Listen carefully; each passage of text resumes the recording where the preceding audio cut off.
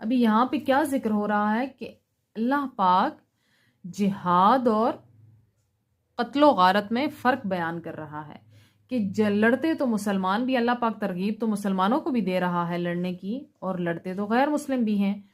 اب ان دونوں میں زمین آسمان کا فرق ہے۔ مومن کی جنگ الہی کلمت اللہ کے لیے ہے، یعنی عدل و انصاف کے لیے ہے، مساوات و حریت، نیکی و تقوی کی اقدار کو زندہ کرنے کے لیے ہوتی ہے، جبکہ غیر مومن کی جنگ پس پردہ صرف مادی فوائد ہوتے ہیں اس کے کار فرما۔ کسی ملک پر قبضہ، کسی قوم کو غلامی کی زنجیروں میں جکڑنا، اپنے لیے تجارت کی منڈیاں قائم کرنا، مفتوحہ ممالک کی معدنیات اور قدرتی ذخائر سے فائدہ اٹھانا ہوتا ہے۔ ان تمام چیزوں کو طاغوت یعنی باطل کی ایک لفظ سے تعبیر کیا گیا ہے۔